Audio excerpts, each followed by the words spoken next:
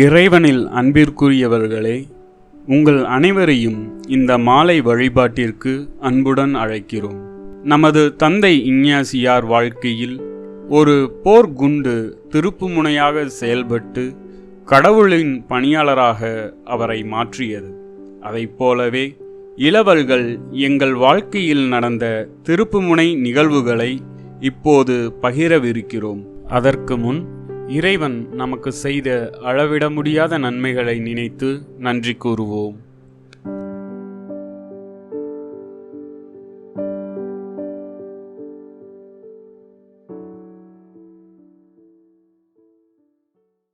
அன்பே அன்பே என் நெஞ்சுக்குள் நீ வா, அன்பால் நெஞ்சம் ஆளச் சொல்லித்தா.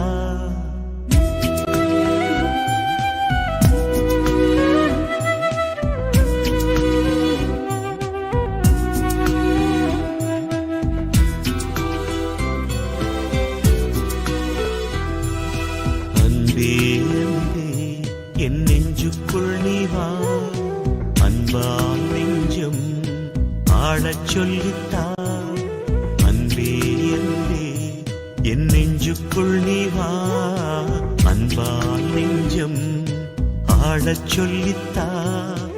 ஏழை எந்தன் உள்ளம் நீ வா, ஏங்கும் எந்தன் தாகம் தீர்க்கவா. வாழ்வென்னும் பாடம் கற்றுத்தா, வாழ்வென்னும் பாடம் கற்றுத்தா. அன்பே அன்பே என் நெஞ்சுக்குள் நீ வா, அன்பால் நெஞ்சம் ஆளச் சொல்லித்தா.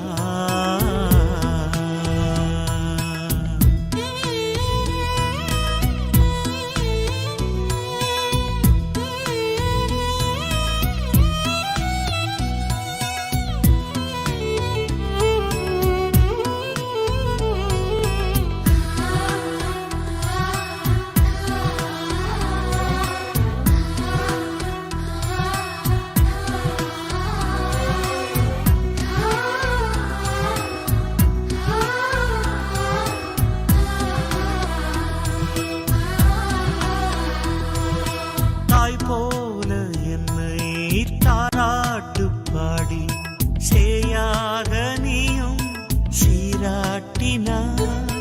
நீர் தேடி செல்லும் மான் போல நானும் உன் பாதம் சேர வழிகாட்டினாய்.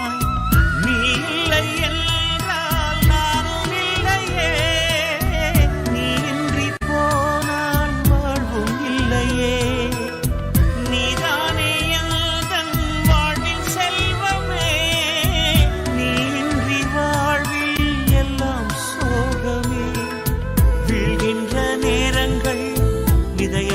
மடிந்தாலும் எழுகின்ற நேரங்கள் புது வாழ்வில் பாதைகள். வாழ்வென்னும் பாடம் கற்றுத்தா, வாழ்வென்னும் பாடம் கற்றுத்தா. அன்பே அன்பே என் நெஞ்சுக்குள் நீ வா, அன்பால் நெஞ்சம் ஆளச் சொல்லித்தா.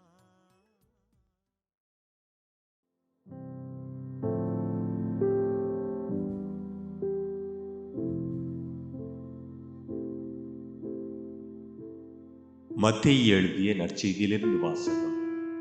அதிகாரம் 2, இறை வசனங்கள் 1 முதல் 12 வரை. ஏரோது அரசன் காலத்தில் யூதேயாவில் உள்ள பெத்லெகேமில் இயேசு பிறந்தார். அப்பொழுது கிழக்கிலிருந்து ஞானிகள் எருசலேமுக்கு வந்து, யூதர்களின் அரசராக பிறந்திருக்கிறவர் எங்கே? அவரது விண்மீன் எழக் கண்டோம், அவரை வணங்க வந்திருக்கிறோம் என்றார்கள். இதை கேட்டதும் ஏரோது அரசன் கலங்கினான். அவனோடு எருசலேம் முழுவதும் கலங்கிற்று. அவன் எல்லா தலைமை குருக்களையும் மக்களிடையே இருந்த மறைநூல் அறிஞர்களையும் ஒன்று கூட்டி மெஸ்ஸியா எங்கே பிறப்பார் என்று அவர்களிடம் விசாரித்தான். அவர்கள் அவனிடம், யூதேயாவில் உள்ள பெத்லெகேமில் அவர் பிறக்க வேண்டும், ஏனெனில் யூதா நாட்டு பெத்லெகேமே யூதாவின் ஆட்சி மையங்களில் நீ சிறியதே இல்லை. ஏனெனில் என் மக்களாகிய இஸ்ரேலை ஆயிரென ஆள்பவர் ஒருவர் உன்னிலிருந்தே தோன்றுவார் என்று இறைவாக்கினர் எழுதியுள்ளார் என்றார்கள். பின்பு ஏரோது யாருக்கும் தெரியாமல் ஞானிகளை அழைத்து கொண்டு போய் விண்மீன் தோன்றிய காலத்தை பற்றி விசாரித்து உறுதி செய்து கொண்டார். மேலும் அவர்களிடம், நீங்கள் சென்று குழந்தையை குறித்து திட்டவட்டமாய் கேட்டு எனக்கு அறிவியுங்கள். அப்பொழுது நானும் சென்று அக்குழந்தையை வணங்குவேன் என்று கூறி அவர்களை பெத்லெகேமுக்கு அனுப்பி வைத்தார். அரசன் சொன்னதை கேட்டு அவர்கள் புறப்பட்டு போனார்கள். இதோ முன்பு எழுந்த விண்மீன் தோன்றி குழந்தை இருந்த இடத்திற்கு மேல் வந்து நிற்கும் வரை அவர்களுக்கு முன்னே சென்று கொண்டிருந்தது. அங்கே நின்ற விண்மீனை கண்டதும் அவர்கள் மட்டில்லா பெருமகிழ்ச்சி அடைந்தார்கள். வீட்டிற்குள் அவர்கள் போய் குழந்தையை அதன் தாய் மரியா வைத்திருப்பதை கண்டார்கள். நெடுஞ்சான் கிடையாய் விழுந்து குழந்தையை வணங்கினார்கள். தங்கள் பேழைகளை திறந்து பொன்னும் சாம்பிராணியும் வெள்ளை போலமும் காணிக்கையாய் கொடுத்தார்கள். ஏரோதிடம் திரும்பி போக வேண்டாம் என்று கனவில் அவர்கள் எச்சரிக்கப்பட்டதால் வேறு வழியாக தங்கள் நாடு திரும்பினார்கள். இது வாழ்வு தரும் கிறிஸ்துவின் நற்செய்தி.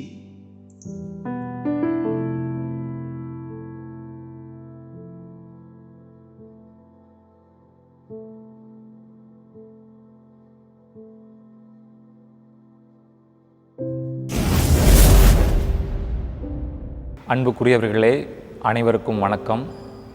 புனித இன்னாசியாரின் மனமாற்றத்தின் 500வது ஆண்டினை கொண்டாடி கொண்டிருக்கின்றோம்.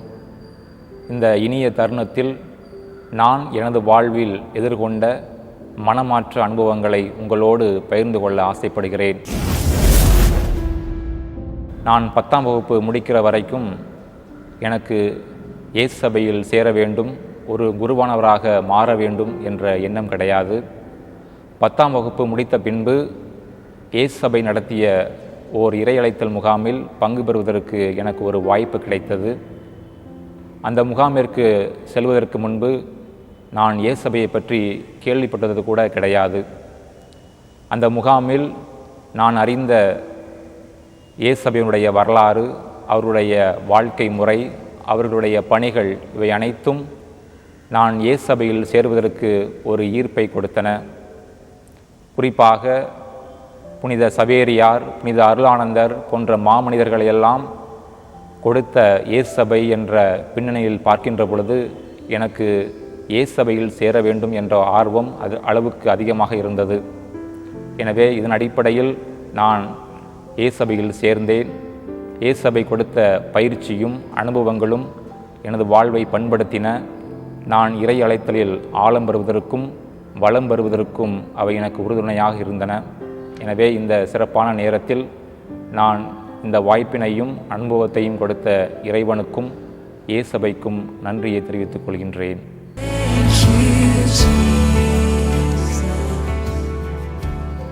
புனித இன்னாசியாரின் 500வது ஆண்டு மனமாற்ற பெருவிழாவை கொண்டாடி கொண்டிருக்கும் இவ்வேளையிலே உங்கள் அனைவருக்கும் என்னுடைய வாழ்த்துக்களும் ஜெபங்களும். இந்த அருமையான தருணத்திலே என்னுடைய மனமாற்றத்தை பற்றி உங்களோடு பகிர்ந்து கொள்ள ஆசைப்படுகின்றேன். இறைவா, உம்மை நான் பிறரில் காண, பிறர் உம்மை எம்மில் காண என்று தினம்தோறும் நான் ஜெபம் செய்கின்றேன். இந்த ஜெபமானது என்னுடைய வாழ்விலே பல நேரங்களில் பல்வேறு கால சூழ்நிலைகளில் கேட்கப்பட்டதாக நான் உணர்ந்திருக்கின்றேன். அதிலும் சிறப்பாக நான் 2 வருடங்கள் பயிற்சியிடை பணி செய்தபொழுது 1ஆம் ஆண்டு இயேசு சபை புலம்பெயர்ந்தோர் பணியிலும் 2ஆம் ஆண்டு கீழ்பெண்ணாத்தூரில் உள்ள அகல் மையத்திலும் பணி செய்தபொழுது நான் மக்களோடு நேரில் தொடர்பு கொண்டிருக்கின்றேன். அவர்களுடைய துன்பங்களில் பங்கேற்றிருக்கின்றேன். அவர்களுடைய வாழ்வில் முன்னேற்றத்திற்காக உழைத்திருக்கின்றேன். இந்த மாதிரி சூழ்நிலைகளில் நான் இறைவனின் உடனிருப்பை நான் என் வாழ்வில் உணர்ந்திருக்கின்றேன். இப்படிப்பட்டவர்களுக்கு தான் நான் பணி செய்ய வேண்டும் என்றும், இறைவன் என்னோடு இருக்கின்றார், இந்த மக்களின் துன்பங்களை துயரங்களை துடைப்பதற்கு என்னையும் கருவியாக ஒவ்வொரு நாளும் பயன்படுத்தி கொண்டிருக்கின்றார் என்பதை நான் உணர்ந்திருக்கின்றேன். இந்த உணர்வே என்னுடைய இந்த இயேசு சபை அழைப்பில் ஒரு மாற்றத்தை கொண்டுள்ளதாக நான் பார்க்கின்றேன். இந்த வாய்ப்புகளையும் இந்த அனுபவங்களையும் கொடுத்த இயேசு சபை தாய்க்கு என்னுடைய மனமார்ந்த நன்றிகள்.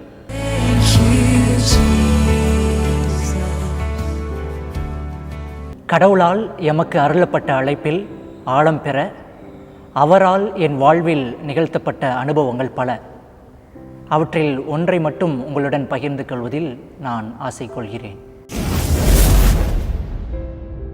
நவதுறவரத்திலிருந்து அன்னை தெரசா அருட்சகோதரர்கள் நடத்தும் இல்லத்தில் தங்கி 1 மாதம் அனுபவம் பெற வாய்ப்பு கிடைத்தது.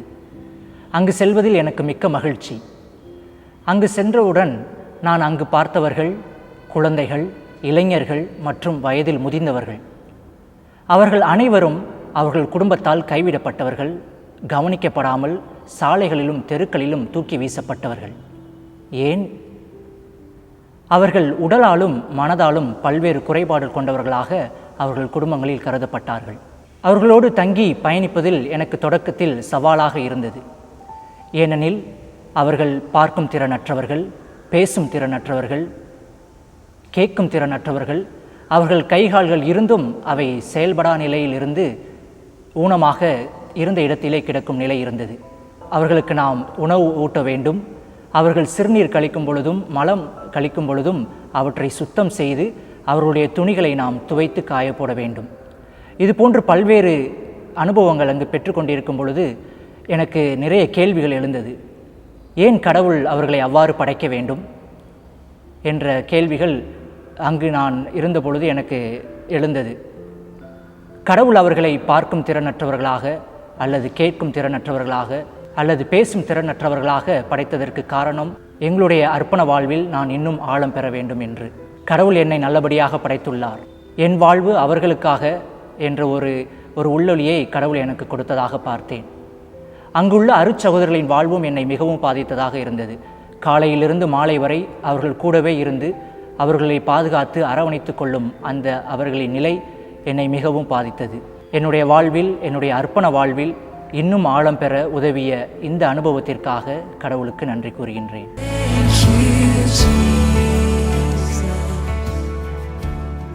அனைத்தும் இறைவனின் அதிமிக மகிமைக்கே. நம்முடைய தலைவர் இஞ்ஞாசியார் மனமாற்றம் அடைந்து 500 ஆண்டுகள் கழிந்து விட்டன. அதை நாம் கோலாகலமாக கொண்டாடி கொண்டிருக்கின்றோம். என்னுடைய வாழ்க்கையில் திருப்புமுனை சம்பவங்கள் என நான் எண்ணி பார்க்கும் பொழுது பல நிகழ்வுகள் இருக்கின்றன. அதில் அண்மை காலத்தில் நடந்த ஒரு சம்பவத்தை உங்களோடு பகிர்ந்து கொள்ளலாம் என்று நினைக்கின்றேன். கடந்த ஜூலை மாதம் 18ஆம் நாள் அருட்தந்தை ஸ்டான்சாமி அவர்களின் அஸ்தி சென்னைக்கு கொண்டு வரப்பட்டது. அப்பொழுது லொயோலா கல்லூரியில் உள்ள ஆலயத்தில் திருப்பலி நடைபெற்றது. அந்த திருப்பலியின் போது எனக்குள் ஒரு கேள்வி அடிக்கடி உதித்ததை என்னால் உணர முடிந்தது. அந்த கேள்வியானது, நான் ஒரு நிலைப்பாடு எடுத்தேன், அதனால் நான் இன்று அநீதியான ஒரு அரசால் கொல்லப்பட்டு இங்கு அஸ்தியாக இருக்கின்றேன்.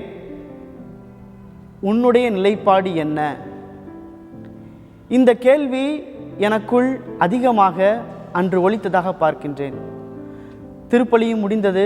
ஆலயத்தை விட்டு அனைவரும் சென்று விட்டனர். ஆனால் என்னால் அங்கிருந்து எழுந்து வர முடியவில்லை.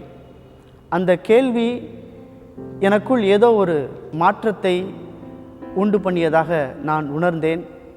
என்னுடைய வாழ்க்கையை சற்று அலசி பார்த்தேன். என்னுடைய நிலைப்பாடு என்ன என்று என்னை நானே கேட்டுக்கொண்டேன்.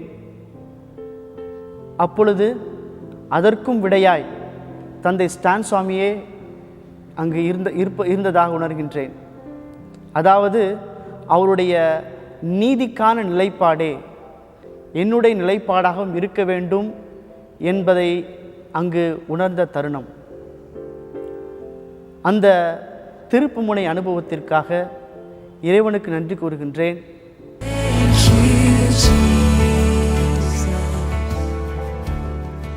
புனித இஞ்ஞாசியாருடைய மனமாற்றத்தின் 500வது ஆண்டு பெருவிழாவை நாம் அர்த்தமுள்ள வகையிலே கொண்டாடி கொண்டிருக்கின்றோம்.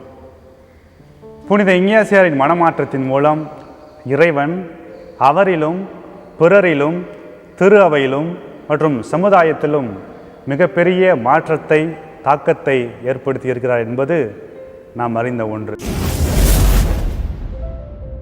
அந்த வகையிலே இறைவன் என்னுடைய வாழ்க்கையில் நிகழ்த்திய ஒரு மாற்றத்தை அல்லது ஒரு அனுபவத்தை தங்களோடு பகிர்ந்து கொள்ளலாம் என்று ஆசைப்படுகிறேன்.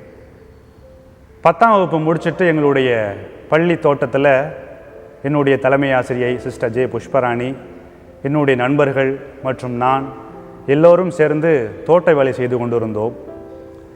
சின்ன வயசுலேருந்தே சாமியாராக போகணுங்கிற ஒரு ஆசை இருந்தாலும் கூட அந்த சமயத்தில் திடீர்னு சிஸ்டர் நான் சாமியாராக போகணும் சிஸ்டர், எனக்கு ஏதாவது வழிகாட்டுங்க சிஸ்டர் அப்படின்னு சொல்லிட்டு அவங்கள்ட்ட கேட்டேன். சந்தோஷம்ப்பா, இருந்தாலும் உன்னுடைய அப்பா கிட்ட அனுமதி வாங்கிட்டு வா அப்படின்னு சொல்லிட்டு சொன்னாங்க. நானும் சென்று அப்பாவிடம் என்னுடைய ஆசையை தெரிவித்தேன்.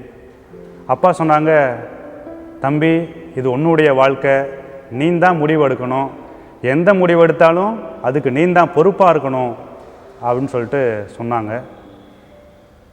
என்னடா இது நாள் வரைக்கும் நம்மளைய பார்த்துக்கிட்டு கவனிச்சுக்கிட்டு நமக்கு பொறுப்பாக இருந்தவர் இப்போ இந்த மாதிரி சொல்கிறாரே அப்படின்னு சொன்னது ரொம்ப மன உளைச்சலை தந்துச்சு, மன அழுத்தத்தையும் அதிகமாக தந்ததாக நான் பார்த்தேன்.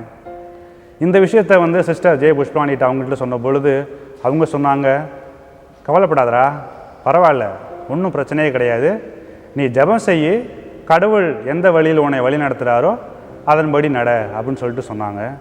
நானும் இந்த ஆசையை அதாவது ஃபாதராக போகணுங்கிற இந்த ஆசையை 1 மாத காலம் ஜெபத்தில் வச்சேன், நல்லா ஜெபித்தேன். அப்பொழுது எல்லாமே எண்ணில் எழுந்த ஒரு ஆழமான உணர்வு என்னன்னா, நான் சாமியாராக போகணும், மக்களுக்கு பணி செய்யணும் அப்படிங்கிறது தான்.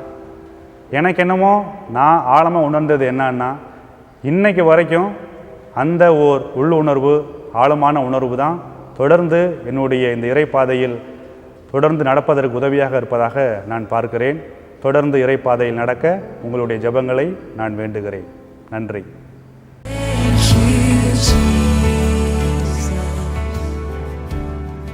புனித இஞ்ஞாசியாருடைய மனமாற்ற பெருவிழாவை கொண்டாடுகின்ற உங்கள் அனைவருக்கும் என்னுடைய வாழ்த்துக்களும் வணக்கங்களும் ஜெபங்களும். என் வாழ்க்கையில் நடந்த ஒரு முக்கியமான கேனன் பால் நிகழ்வை உங்களிடம் பகிர்ந்து கொள்வதில் நான் பெருமகிழ்ச்சி அடைகின்றேன். 2007ஆம் ஆண்டு திண்டுக்கல் பெஸ்கியிலே நவதுறவரத்திலே பயின்று கொண்டிருந்த பொழுது நவதுறவிகளின் இயக்குநராக இருந்த அருள்தந்தை பவுல்ராஜ் மைக்கேல் சேசா அவர்கள் தியானங்கள் செய்யும் முறைகளை பற்றியும் அவற்றை மேற்கொள்ளும் வகைகளை பற்றியும் விளக்கிக் கொண்டிருந்தார். தியானம், காட்சி தியானம், கற்பனை தியானம், இறையன்பு அடைய காட்சி தியானம் பற்றிய விளக்கங்களை வழங்கி கொண்டிருந்த பொழுது என்னுள்ளே பலவிதமான நேர்மறையான தாக்கங்களும் சிந்தனைகளும் எழுந்தன. மன தயாரிப்பு, சிந்தனைகளை ஒருமுகப்படுத்துதல், இறையருளை இறைஞ்சுதல், நிகழ்வுகளோடு சேர்ந்து பயணித்தல், கதாபாத்திரங்களோடு கற்பனை திறனை பயன்படுத்தி கதாபாத்திரங்களாகவே மாறுதல், தொடர் இருப்பையும் உடனிருப்பையும் நிகழ்வுகளோடு நம்மையே ஐக்கியப்படுத்துதல், படைப்புகளில் படைத்தவரை இனங்கண்டு கொள்ளல், இவை அனைத்துமே என் வளர்ச்சிக்கான உடல் மாற்றத்தையும் உள்ள மாற்றத்தையும் ஆன்மீக மாற்றத்தையும் என்னுள் ஏற்படுத்தி கொண்டே இருக்கின்றன. இவையெல்லாம் இறைமகன் இயேசுவை நான் மிகவும் நெருக்கமாக பின்பற்றுவதற்கும் அவரை இன்னும் அதிகமாய் அன்பு செய்வதற்கும் எனக்கு உந்து சக்தியாக இருந்து கொண்டிருக்கின்றன. எல்லா புகழும் இறைவனின் அதிமிக மகிமைக்கே. இவற்றையெல்லாம் வழங்கிய என் இயேசு சபை தாய்க்கும் இயேசு சபையை புனித இஞ்ஞாசியார் வழியாக தோற்றுவித்த இறைமகன் இயேசுவுக்கும் எனது நன்றி நன்றி நன்றி.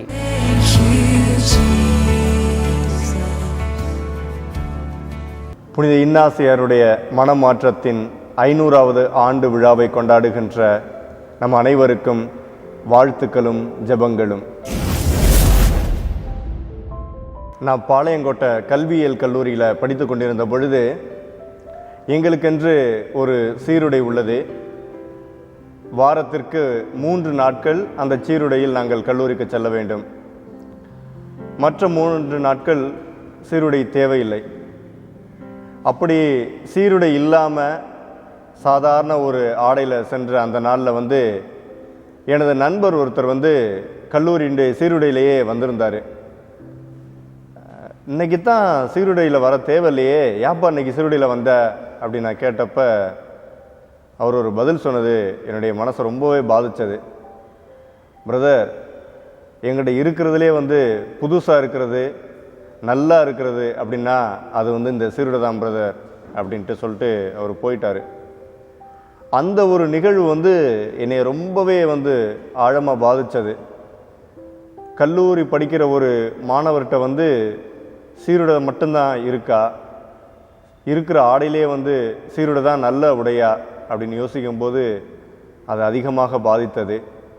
அவர்களுக்கு நாம் என்ன செய்ய வேண்டும், என்ன புரிய வேண்டும் என்ற ஒரு சிந்தனை அதிகமாக என்னுள்ளே எழுந்தது. அப்போ நான் படித்து கொண்டிருந்த பொழுது இன்னும் இதை பற்றி அதிகமாக சிந்திக்கின்ற பொழுது இப்படிப்பட்ட சூழ்நிலையிலிருந்து மாணவர்கள் படிக்க வருகின்றார்கள். இவர்களுக்கு ஏதாவது செய்ய வேண்டும், இவர்களை முன்னேற்ற தொடர்ந்து உழைக்க வேண்டும் என்ற எண்ணம் எனக்குள்ளே எழுந்தது. கல்வியியல் கல்லூரியிலிருந்து பயிற்சிக்காக பள்ளிகளுக்கு சென்ற பொழுது இப்படிப்பட்ட மாணவர்களை கண்டுகொண்டு அவர்களுக்கு ஊக்கம் கொடுத்து அவர்களை படிக்க வைக்க வேண்டும், நல்ல ஒரு மதிப்பெண் பெற வேண்டும் என்ற ஒரு உத்வேகத்தில் அவர்களுக்கு பயிற்சி அளித்து ஏறக்குறைய எல்லா பாடங்களையுமே தோல்வி அடைந்த மாணவர்கள் அந்த அரையாண்டு தேர்விலே எல்லா பாடங்களையுமே வெற்றி பெற்ற ஒரு நிகழ்வு கண்டு நான் மகிழ்ந்ததை நான் உணர்கின்றேன். இந்த ஒரு நேரத்திலே எனது கல்வியியல் கல்லூரி மாணவர் ஏற்படுத்திய அந்த தாக்கம் உடனடியாக அப்பொழுதே என்னுடைய பயிற்சி காலங்களிலே நான் சிறப்பாக பணியாற்றி அவர்களை முன்னேற்ற வழி செய்ததாக நான் உணர்கின்றேன்.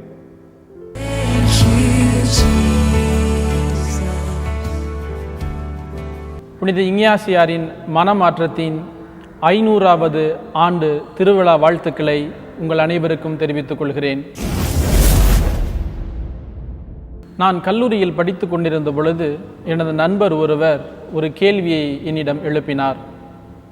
பிரதர், நிறைய புனிதர்களை பற்றி வாசிக்கிறோம், அவர்கள் எல்லாரும் இயேசுவுக்காக உயிரை கொடுத்தாங்க அப்படின்னு பார்க்குறோம்.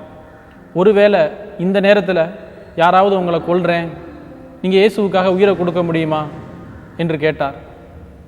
அவருடைய கேள்வி என்னை மிகவும் பாதித்தது, என்னை சிந்திக்கவும் தூண்டியது.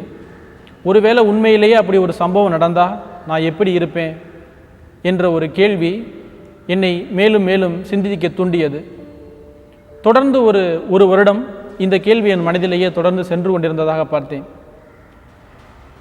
பிறகு ஒரு நாள் ஜெபத்தில் இருக்கும் பொழுது எப்பொழுதெல்லாம் நான் என்னுடைய அழைத்தலையும் என்னுடைய துறவற வாழ்வையும் என்னுடைய இறை நம்பிக்கையையும் என்னுடைய சுயநலத்திற்காக பயன்படுத்துகின்றேனோ அப்பொழுதெல்லாம் நிச்சயமாக என்னால் இறைவனுக்கு ஏற்றவனாக வாழ முடியாது. அதே நேரத்தில் எப்பொழுதெல்லாம் என்னுடைய அழைத்தலையும் இறை நம்பிக்கையையும் பிறருடைய நம்பிக்கைக்காகவும் பிறருடைய வாழ்வுக்காகவும் நான் பயன்படுத்தும் பொழுது அவ்விடத்திலே அது அர்த்தம் பெறுகிறது. அந்த வகையில் என்னால் இறைவனுக்காக எதையும் செய்ய முடியும் என்ற ஆழ்ந்த சிந்தனையை என்னுள் விதைத்ததாக அந்த கேள்வி அமைந்தது. இந்த நேரத்தில் அந்த நண்பருக்காகவும் என்னை மனமாற்றத்திற்கு இட்டு சென்ற அந்த கேள்விக்காகவும் இறைவனுக்கு நன்றி கூறுகிறேன்.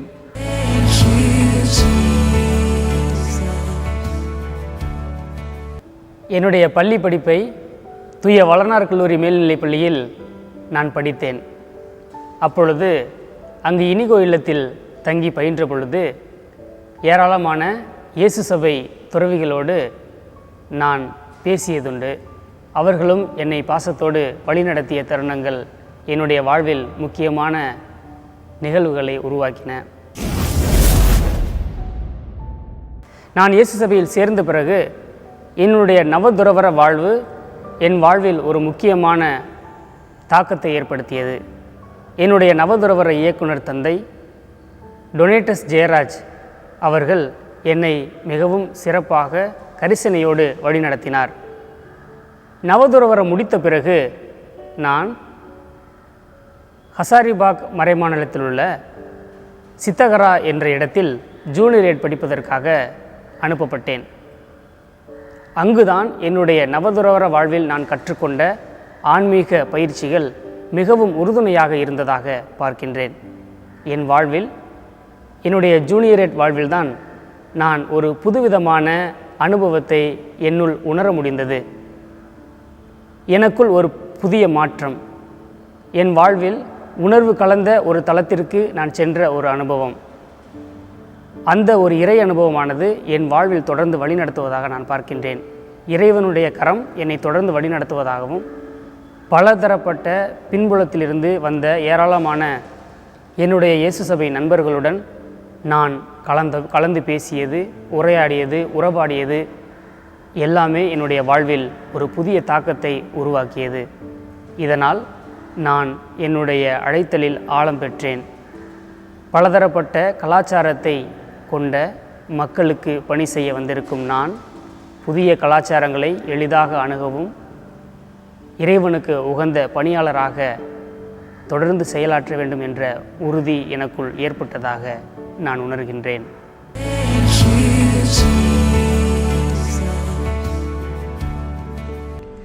என்னுடைய வாழ்க்கையில் திருப்புமுனையாக அமைந்தது என்னோடு பணி செய்த நபரின் மரணம்.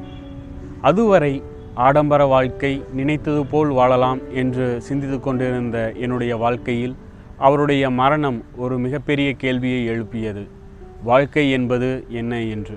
அந்த கேள்வியை சிந்திக்க சிந்திக்க நாளடைவில் என்னுள் தெளிவு பிறந்தது. அந்த தெளிவே என்னுடைய வாழ்க்கையின் நிலையை தேர்ந்தெடுக்க பெரிதும் உதவியது.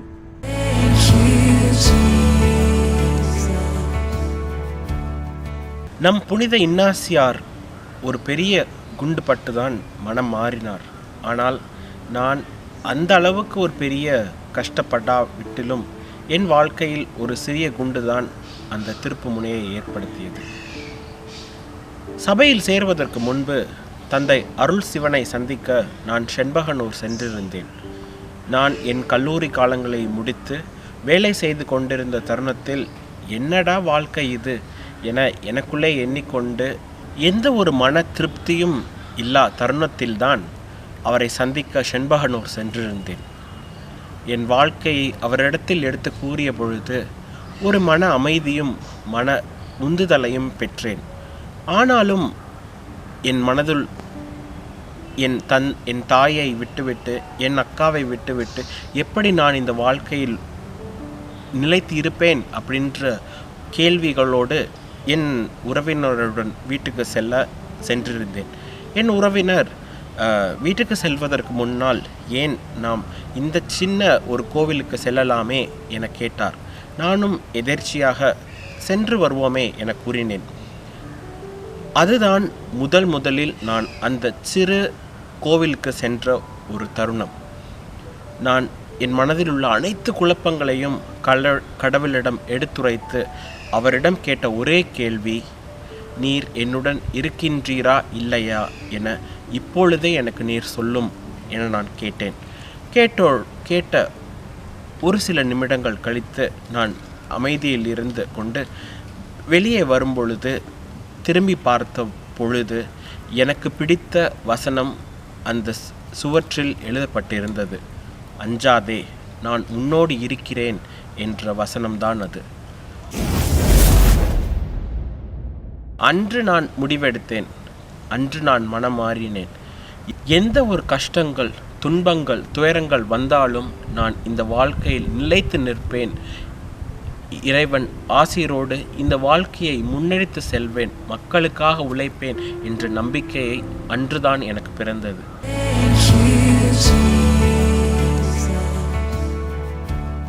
நான் கல்கத்தாவில் நோய்ஷேட்டில் இருக்கும் பொழுது சந்தாலி கிராமத்திற்கு செல்லும் வாய்ப்பு எனக்கு கிடைத்தது. அங்கே சென்றிருந்த பொழுது மக்களின் எளிய வாழ்க்கையும், இயற்கையோடு ஒன்றிணைத்து வாழும் வாழ்க்கையும் எனக்கு மிகவும் வித்தியாசமாகவும் வியப்பாகவும் இருந்தது. அவர்கள் தங்களுக்கு தேவையான பொருட்களை மட்டும் பயன்படுத்தி மிகவும் எளிமையாக வாழ்ந்து கொண்டிருந்தார்கள். அந்த வாழ்க்கை முறையை பார்த்து எனக்கு மிகவும் பிடித்து போனது. அந்த ஒரு மாத காலத்தில் அவர்களோடு ஒன்றிணைந்து வாழ்ந்த அந்த வாழ்க்கை எனக்கு மிகவும் ஒரு திருப்பு முனையாக அமைந்தது. அந்த திருப்பு முனை என்னவென்றால், அங்கு வாழ்ந்த ஒரு மாத காலத்தில் எனக்கு தேவையான பொருட்களை மட்டும் பயன்படுத்தி இயற்கையோடு எளிமையாக வாழ கற்றுக்கொண்டேன். இந்த திருப்பு முனையை தினமும் பின்பற்றுவதற்கு இறைவன் அருளோடு நான் முழு முயற்சி செய்து கொண்டிருக்கின்றேன். Thank you, Jesus. You set me free. Christ my Savior, you rescued me.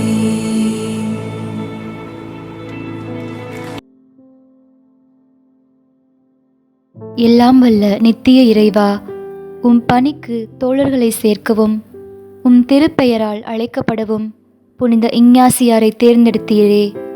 அவர்கள் உம் திரு அவைக்கு பணி செய்யவும் எல்லா மனிதர்களுக்கும் உந்தன் குணமளிக்கும் மீட்பளிக்கும் அன்பின் ஆறுதலை கொண்டு வரவும் தூய ஆவியாரின் தூண்டுதலுக்கு அவர்களின் இதயங்களை திறந்தீரே. என்ன விலை இருந்தாலும் அசைக்க முடியாத விசுவாசத்தோடும் தாராள இதயத்தோடும் சிலுவை கொடிக்கு கீழ் ஏழ்மையிலும் தாழ்ச்சியிலும் உம்மை பின்தொடர அவர்களை அழைத்தீரே. உம் பணியில் புதிய பாதைகளை உருவாக்குவதையும் உம் சபைக்கு தேவையானதை வழங்குவதையும் ஒருபோதும் நீர் நிறுத்தியதில்லை.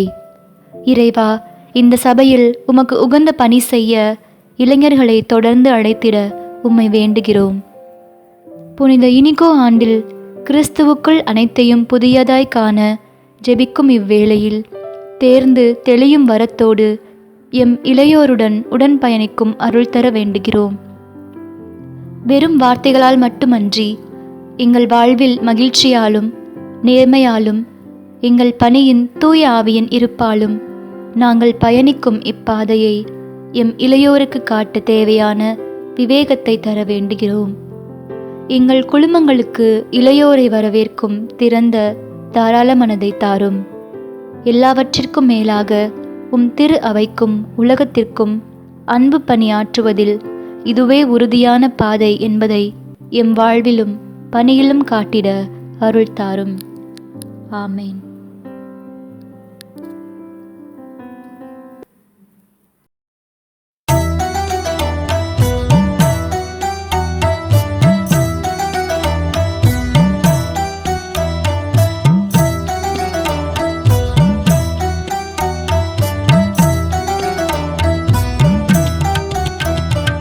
பயணம் ஒன்றாய் போகின்றோ, பாதை முழுவதும் கீதங்கள், பாதை முழுவதும் கீதங்கள். பயணம் ஒன்றாய் போகின்றோ, பாதை முழுவதும் கீதங்கள், பாதை முழுவதும் கீதங்கள்.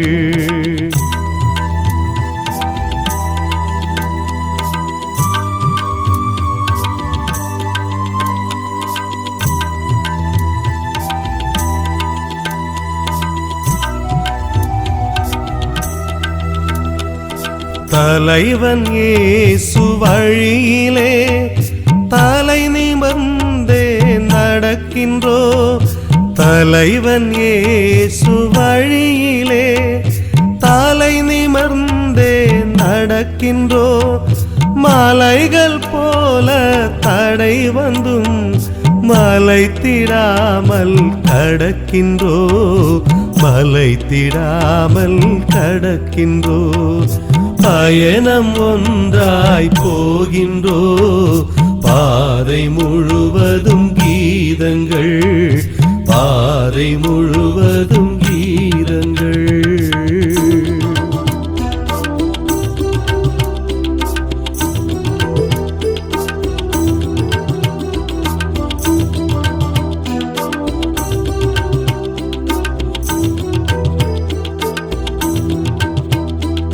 சுமை சுமந்திடும் தோள்களும் சுகம் மறந்த கால்களும், சுமை சுமந்திடும் தோள்களும் சுகம் மறந்த கால்களும், உறவில் இணைந்த மனங்களும் உரிமை கேட்டு போகின்றோம், உரிமை கேட்டு போகின்றோம். பயணம் ஒன்றாய் போகின்றோ, பாதை முழுவதும் கீதங்கள், பாதை முழுவதும் கீதங்கள்.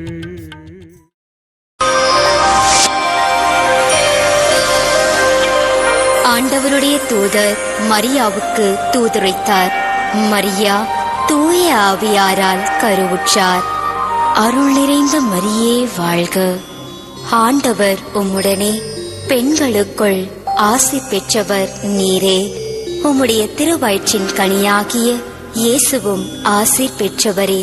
புனித மரியே, இறைவனின் தாயே, பாவிகளாயிருக்கிற எங்களுக்காக இப்பொழுதும் எங்கள் இறப்பின் வேளையிலும் வேண்டிக்கொள்ளும். ஆமேன். இதோ ஆண்டவரின் அடிமை, உமது சொற்படியே எனக்கு நிகழட்டும். அருள் நிறைந்த மரியே வாழ்க. ஆண்டவர் உம்முடனே, பெண்களுக்குள் ஆசி பெற்றவர் நீரே. உம்முடைய திருவயிற்றின் கனியாகிய இயேசுவும் ஆசி பெற்றவரே. புனித மரியே, இறைவனின் தாயே, பாவிகளாயிருக்கிற எங்களுக்காக இப்பொழுதும் எங்கள் இறப்பின் வேளையிலும் வேண்டிக்கொள்ளும். ஆமேன். வாக்கு மனிதரானார், நம்மிடையே குடிக்கொண்டார். அருள் நிறைந்த மரியே வாழ்க. ஆண்டவர் உம்முடனே, பெண்களுக்குள் ஆசி பெற்றவர் நீரே. உம்முடைய திருவயிற்றின் கனியாகிய இயேசுவும் ஆசி பெற்றவரே. புனித மரியே, இறைவனின் தாயே, பாவிகளாயிருக்கிற எங்களுக்காக இப்பொழுதும் எங்கள் இறப்பின் வேளையிலும் வேண்டிக்கொள்ளும். ஆமேன். இயேசு கிறிஸ்துவின் வாக்குறுதிகளுக்கு நாங்கள் தகுதி பெறும்படி இறைவனின் தூய அன்னையே, எங்களுக்காக வேண்டிக்கொள்ளும். இறைவா, உம் திருமகன் மனிதரானதை உம்முடைய வானதுதர் வழியாக நாங்கள் அறிந்திருக்கிறோம். அவருடைய பாடுகளினாலும் இறப்பினாலும் நாங்கள் உயிர்ப்பின் மாற்றி பெற உமது அருளை பொழிவீராக. எங்கள் ஆண்டவராகிய இயேசு கிறிஸ்து வழியாக உம்மை மன்றாடுகிறோம். ஆமேன்.